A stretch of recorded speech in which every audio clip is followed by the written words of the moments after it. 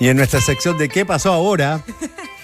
Donald Trump aumentó a 145% los impuestos para los productos chinos, aunque dejó la puerta abierta para negociar con el gigante asiático mientras frena la puesta en marcha del alza arancelaria para el resto del mundo. Claro, en Chile el gobierno cuestionó el manejo comunicacional de la Casa Blanca y Hacienda lideró una inédita cumbre con exautoridades y representantes del Banco Central para intentar dimensionar los efectos de la guerra comercial en la economía local. Decía textual el ministro de Hacienda: estamos tratando de entender qué pasa con esto a través de un tweet. Benjamín Quinteros, ¿cómo te va? Buenas tardes. Muy buenas tardes. Básicamente eso, porque ayer hablábamos en la tarde y decíamos, según lo que entendemos, Chile se quedaría con un 10% de los aranceles. Bueno, claro. Es parte de lo que vamos a hablar ahora. La guerra comercial vive su primer punto de inflexión tras el último anuncio de la Casa Blanca que prorroga por 90 días la puesta en marcha de los aranceles. Una decisión que activó los mercados y le dio un respiro a las bolsas de todo el mundo. Pero la determinación de Donald Trump no podía dejar a todos felices, ya que el magnate norteamericano arremetió nuevamente contra China, aumentando los gravámenes contra el gigante asiático, y hoy se conoció que los impuestos son aún más altos a los anunciados ayer. Ayer hablábamos de 125%, sí, claro, pero nos faltaba sumarle un 20% que tenían desde antes por el fentanilo, así que ahora los impuestos para los productos chinos que intenten ingresar a territorio norteamericano llegarán a un 145%. Si bien se esperaba que Pekín respondiera nuevamente hoy, el gobierno chino utilizó las redes sociales para entregar mensajes aludiendo a la disputa con Estados Unidos y asegurando que no van a bajar los brazos, pero sin un contraataque directo. Ellos mantienen el 84% que habían anunciado ya hace un par de días. Yoon So Lee, director del Centro de Estudios de Relaciones Internacionales de la Universidad del Desarrollo, aseguró que la escalada en la guerra entre ambas superpotencias solo tiene repercusiones negativas para el mercado global. Lo más probable es que vamos a ver un debacle en la economía internacional y estamos a puerta de una gran recesión mundial. Y va a empezar a desencadenar una guerra comercial que no va a tener fin si es que una de las partes que inició no pone fin a este conflicto. ¿Y cuál va a ser el resultado de ello? Aranceles cada vez más altos, barreras comerciales cada vez más altos y menos competencia. El mercado se va a contraer y los negocios se van a convertir en una industria que va a cerrar puertas, va a la quiebra y millones de personas van a perder empleo. Bueno, parte de lo que hemos escuchado un poco en los últimos días, que en la guerra comercial no gana nadie. Ahí Yoon So Lee nos dice que efectivamente no se trata de cualquiera, no es que Estados Unidos le esté declarando la guerra comercial a, no sé, no quiero decir ningún país para no... para no a Chile.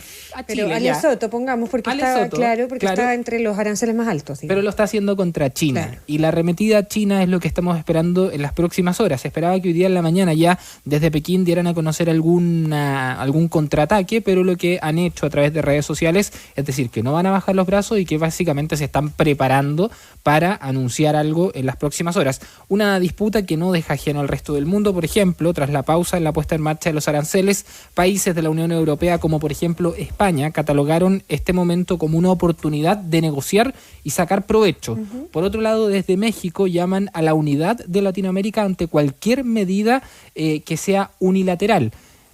De alguna manera es sumarse y no quedarse solo. Que multilateralismo. Va en la línea con lo que decía. Y anoche el presidente también en una cena... Lo del aislacionismo. Él hablaba del aislacionismo. Uh-huh. El no quedarse solo. Lo contraproducente que es en este escenario el aislacionismo. Ahora, tampoco meterse en la pata de los caballos, era lo que decía. No vamos a tener que elegir entre Estados Unidos y China porque son nuestros mayores aliados comerciales. Pero sí, no hay que quedarse como Chile solo ahí y seguramente hay que empezar a mirar para el lado porque todos nuestros vecinos tienen este arancel del 10%. Y en ese contexto, Chile está haciendo lo suyo con encuentros interministeriales, académicos, expertos y también con el sector privado. En dichas reuniones, el gobierno ya determinó 7 puntos para anteponerse a la crisis. Algunos de ellos son el diálogo constante con Estados Unidos en el marco del Tratado de Libre Comercio, reducir la incertidumbre para las exportaciones de chilenos, intensificar las acciones de diversificación para las exportaciones también, fortalecer los vínculos con intereses similares a los de Chile, es decir, por ejemplo, Argentina, Perú, otros países. Argentina.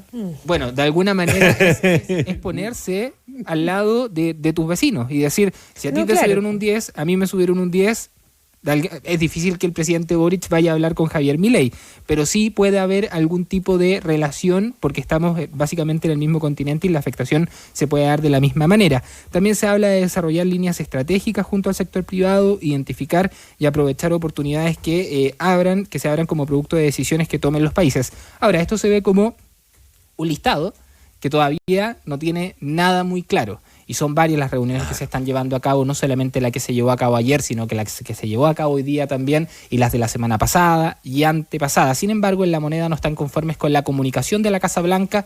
El ministro de Hacienda, Mario Marcel, cuestionó la forma en cómo se han enterado de las noticias que involucran a Chile. Parece increíble decirlo, pero decisiones tan importantes hay que hacer interpretaciones de un tuit para poder precisar el detalle de las medidas que se anuncian. Sé que hay una preocupación particular respecto de si a Chile se le sigue o no aplicando el arancel de 10%. Lo que entendemos de lo que se ha conocido hasta el momento es que para Chile, así como para los demás países, se continuaría aplicando este arancel de 10%.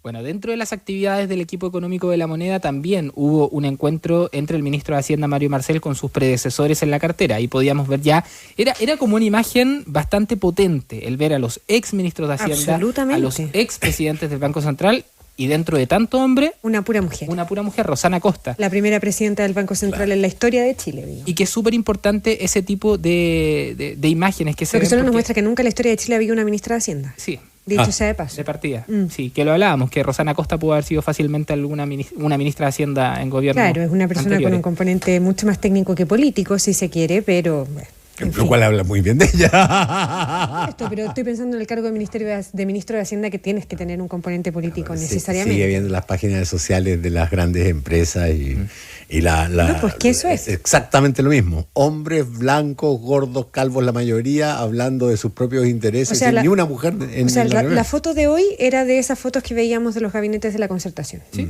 Eran ventas. 17 hombres, 15 hombres y la presidenta del Banco Central, que eso también habla de una señal importante. La presidenta del Banco Central no habla nunca. Solamente habla para el IPOM. Claro. Y responde preguntas sobre el IPOM, pero ya durante la semana dio un punto de prensa sobre este tema en particular y hoy nuevamente... Convocado por ella misma. Por ella misma, y llega hasta hoy día al Ministerio de Hacienda para hablar con sus también antecesores, con los otros exministros de Hacienda, y en la reunión se entregaron un punto de vista sobre cómo enfrentar la crisis y anteponerse a posibles consecuencias para la economía local. José de Gregorio, ex vicepresidente del Banco Central, aseguró que hay mucha incertidumbre por estar en medio de un escenario desconocido.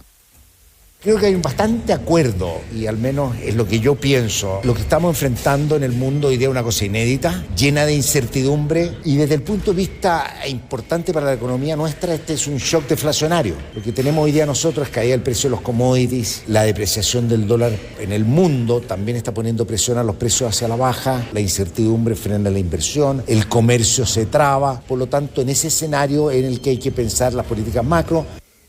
Hay dos cosas aquí que a mí me impresionan muchísimo, que están un poco fuera de los análisis, pero la primera es que Estados Unidos jamás va a poder relanzar su industria manufacturera subiendo sus aranceles por una razón súper sencilla. El sueldo del tipo que aprieta tornillos en Detroit a un auto es 6 veces más alto del tipo que los aprieta en Japón, en México o en China o en India. El auto va a ser siempre más barato en los otros países que en Estados Unidos.